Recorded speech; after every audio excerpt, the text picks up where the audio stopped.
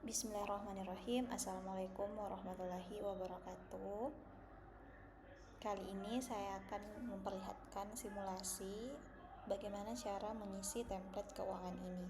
Nah, jadi pertama kita akan menemukan halaman dashboard yang akan menampilkan berapa total pemasukan kita di bulan tersebut. Nah, di sini ada beberapa kategori, nanti bisa disesuaikan kembali oleh teman-teman. Pemasukannya itu sumbernya dari mana saja. Nah, di sini ada gaji bulanan, freelance, jualan, pendapatan lainnya.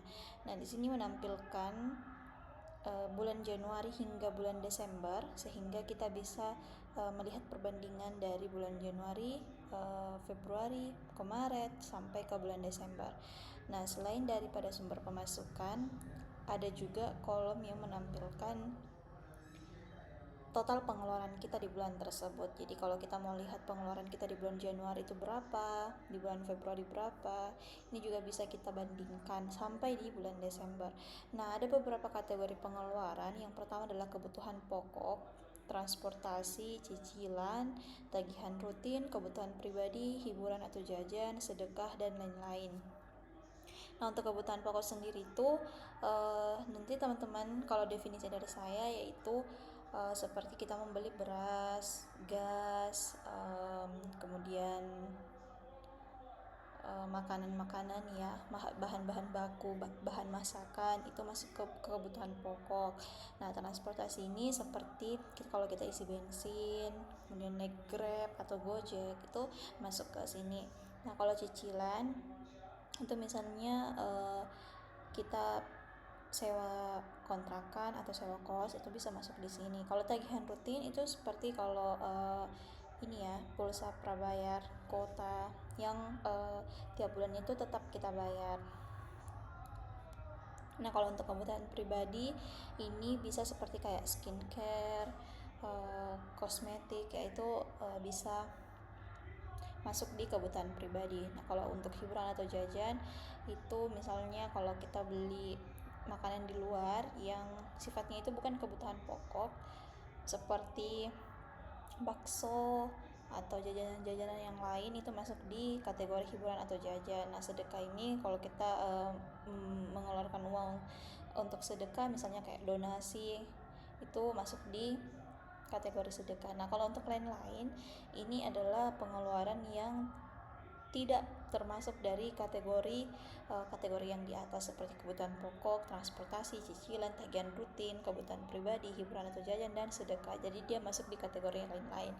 Nah, selanjutnya di bagian bawah kita akan lihat diagram Pi yang menampilkan besaran persentase dari tiap pos-pos pengeluaran.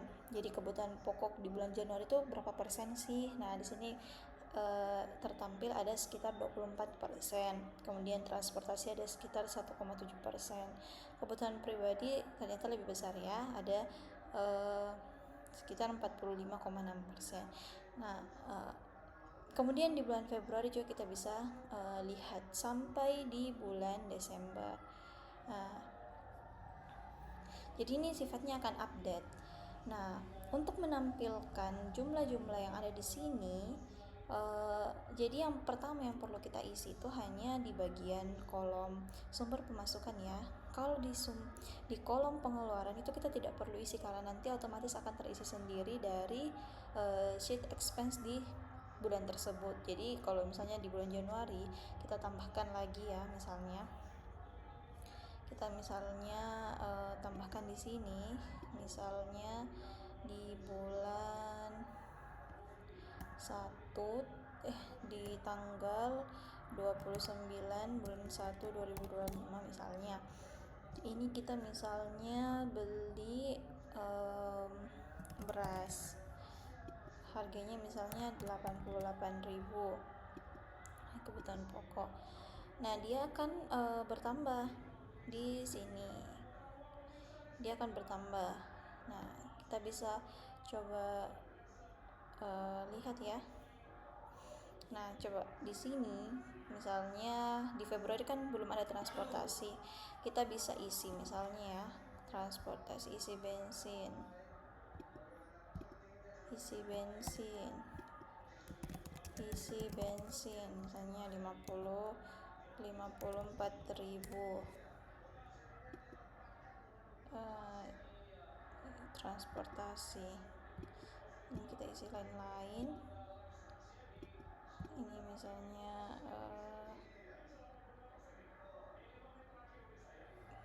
ini kita kategorikan ke kebutuhan pokok misalnya ya.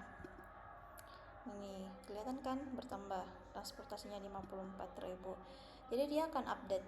Nah, kemudian di sheet rekapan pemasukan dan pengeluaran ini lebih rinci lagi menampilkan pemasukan dan pengeluaran di bulan tersebut. Jadi kita bisa lihat berapa sisa uang di bulan tersebut.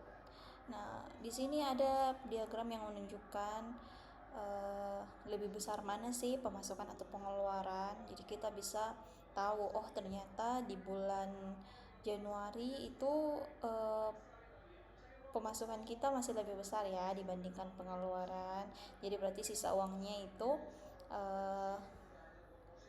ada seperti itu. Kalau uangnya bersisa berarti kan pemasukannya lebih besar daripada pengeluaran. Tapi kalau misalnya di sini minus, itu menunjukkan pengeluaran kita lebih banyak daripada pemasukan kita.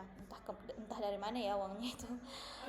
Nah, jadi kita hanya perlu mengisi sheet ini saja. Jadi sheet expense Januari, Februari, Maret, April, Mei. Nah, di sini itu bisa terlihat total dari pengeluaran kita di bulan tersebut. Nah, jadi kalau di bulan Mei ini kita lihat ada Rp3.255.951. Ini akan sama dengan yang ada di dashboard ya di bulan Mei. Di bulan mungkin ini terupdate ya.